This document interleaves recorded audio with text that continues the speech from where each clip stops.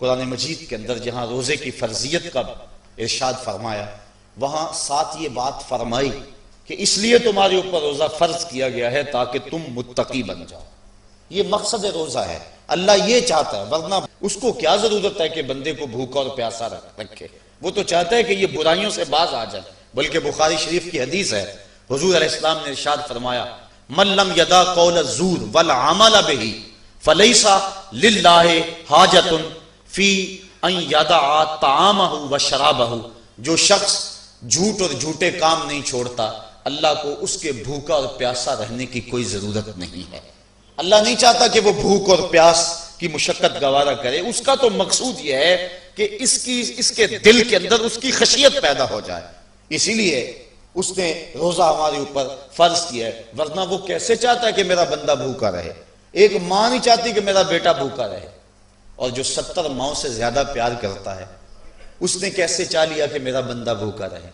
ماں کے پیار کو دنیا کے کسی ترازو پہ نہیں تولا جا سکتا۔ اور جو مالک ہے، ماں کو اتنا پیار بیٹے سے کس لیے ہے؟ اس لیے کہ اس نے بیٹے کو جنم دیا۔ جس نے جنم دیا اس کو اتنا پیار ہے، تو جس نے تخلیق کیا اس کو کتنا پیار ہوگا؟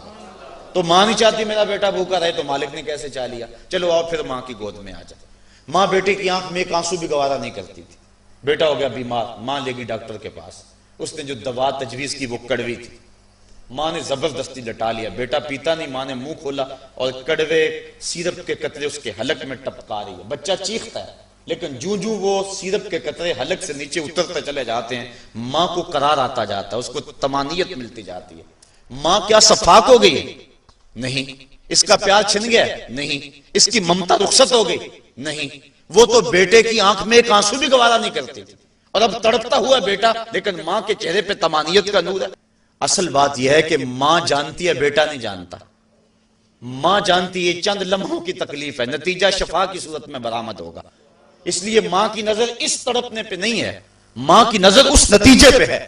مالک جو 70 ماؤں سے زیادہ پیار کرتا ہے، وہ بھی نہیں چاہتا کہ میرا بندہ بھوکا اور پیاسا رہے، لیکن مالک کہتا ہے اس کے باوجود تو بھوکا اور پیاسا رہے گا، کیوں؟ لعلکم تتقون، میرے بندے تجھے تقوی کی بہاریں نصیب ہوں گی، تیرے من کو روشنی اور تیرے من کو اجالا نصیب ہو جائے گا۔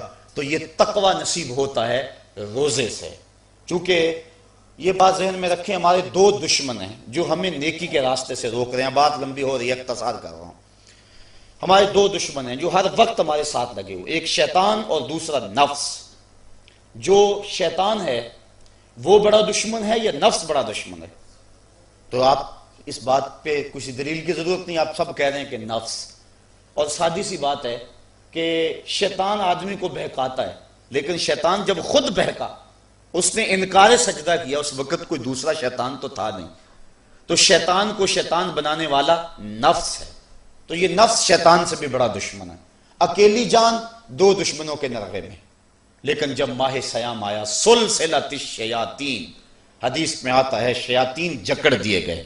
2 دشمنوں میں ایک دشمن ہمارے جکڑ دیے گئے، اب ایک دشمن ہمارا باقی ہے، نفس۔ اب نفس کا مقابلہ کر لیں گے تو شیطان چھٹ کر ہمارا کچھ نہیں کر سکے گا، لیکن اگر ہم نے اس موسم کے اندر اپنے نفس کا مقابلہ نہ کیا تو پھر ہم جو ہے وہ اس نفس کی شامت سے شیطان کے ہتھے بھی چڑھ جائیں گے۔ اب نفس کی تربیت کیسے کریں؟ اس کی تربیت بھی روزے سے ہوتی ہے۔ آپ کہیں گے وہ کیسے؟ تو شیخ فرید الدین عطار کا قول سناتا ہوں۔ شیخ فرید الدین عطار کون شخص ہے؟ کسی معمولی شخص کا نام شیخ فرید الدین عطار نہیں ہے۔ علامہ اقبال کے روحانی پیشوا، جن کو وہ مرشد رومی کہتے ہیں اور اپنے آپ کو مرید ہندی کہتے ہیں۔ اور یہ بات ذہن میں رکھیں کہ اقبال نے رومی کو ویسے پیر نہیں مان لیا، بڑا چن کے پیر تلاش کیا اقبال نے، بلکہ جب پیر 2 ہوں اور دونوں ہی بڑے قابل ہوں اور مرید کے لیے مصیبت بن جائے کہ ادھر جاؤں کدھر جاؤں، امتحان تو اس وقت ہوتا ہے۔ اب اقبال کے لیے جو ہے وہ 2 چیزیں تھیں، ایک راضی اور ایک رومی۔ اقبال کہتا تھا میں رومی کو پیر مانوں یا راضی کو پیر مانوں، چونکہ راضی استدلال کا شہنشاہ ہے اور اقبال فلسفے کا امام ہے۔ فلسفی کا مزاج یہی چاہتا ہے کہ جو استدلال کا بادشاہ ہو اس کو اپنا شیخ مانا جائے، لیکن جو رومی ہے وہ دل کا شہنشاہ ہے۔ اقبال شاعر ہے اور اقبال کا مزاج تھا کہ جو میرے دل کا بھی امام ہو وہی میرا شیخ ہو اور وہی میری رہبری کرے۔ تو اقبال جو ہے وہ الجھا رہا ہے اس معاملے میں، کیا کروں؟ وہ خود کہتا ہے اسی کشمکش میں گزری میری زندگی کی راتیں، کبھی سوز و ساز رومی، کبھی پیچ و تاب رازی۔ کبھی رومی کا سوز و ساز مجھے پسند آتا تھا، کبھی رازی کا جو ہے وہ مجھے پیچ و تاب پسند آتا تھا۔ پھر اقبال نے زندگی کی کئی بہاریں مرشد کے انتخاب کے اندر گزار دیں کہ میں رومی کے ہاتھ پہ بیعت کروں یا رازی کے ہاتھ پہ بیعت کروں۔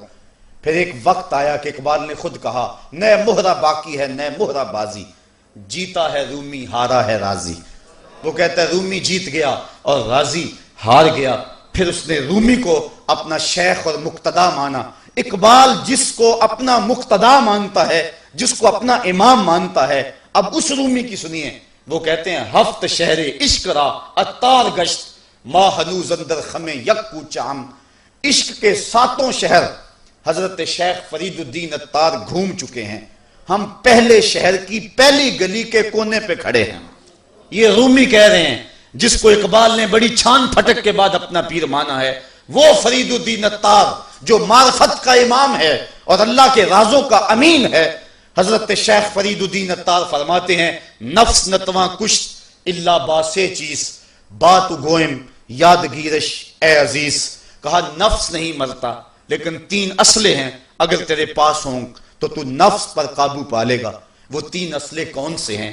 کہا خنجر خاموشیو شمشیر جو نیزائے تنہائیو ترک ہجو۔ ایک خاموشی کا خنجر، ایک بھوک کی تلوار اور ایک تنہائی کا نیزہ۔ اگر یہ 3 اسلحے تیرے پاس ہیں تو نفس پہ ٹوٹ پڑے نسلوں کو لے کر تو تیرا نفس تیرے قابو میں آئے گا۔ اس کے علاوہ کوئی اور ذریعہ نہیں ہے اس نفس کو قابو کرنے کا۔ حضرت باہو جیسے بھی بول پڑے باج فقیراں کسے نہیں ماریا، باہو ظالم چور اندر داہو۔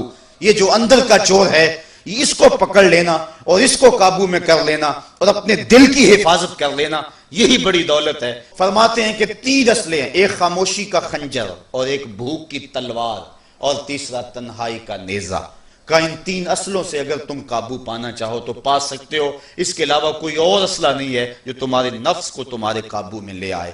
تو پھر بھوک کی تلوار ایسا اسلحہ ہے جو نفس کا سر کاٹ دیتی ہے۔ اور میرے اور آپ کے آقا و مولا قلب و دل و نگاہ کے مرشد اولین حضور نبی رحمت صلی اللہ علیہ وسلم نے فرمایا یا معاشر الشباب من یستطع منکم الباء فلیتزوج فإنہ اغض للبصر واحسن للفرج فمن لم یستطع فعلیہ بالصوم فإنہ لہ وجاء۔ اے جوانوں کے گروہ، تم میں سے اگر کوئی شخص نکاح کی طاقت رکھتا ہے تو وہ نکاح کر لے، یہ نظر اور شرمگاہ کا محافظ ہے۔ اور اگر تم میں سے کوئی نکاح کرنے کی فی الحال طاقت نہیں رکھتا تو وہ روزے رکھے، روزے شہوات کو توڑتے ہیں۔ تو نفس کی تہذیب بھوک سے ہوتی ہے، اور بھوک ایک ایسا اسلحہ ہے کہ جس سے ہم اپنے نفس کو قابو میں لا سکتے ہیں۔ حضرت نظام الدین اولیاء علیہ رحمہ جو تصوف کے سرخیل اور امام ہیں، آپ فرماتے ہیں کہ آدھی فقیری روزہ ہے اور آدھی فقیری باقی سب کچھ ہے۔ تو روزہ اگر نصیب ہو گیا تو پھر مالک کا قرب مل گیا۔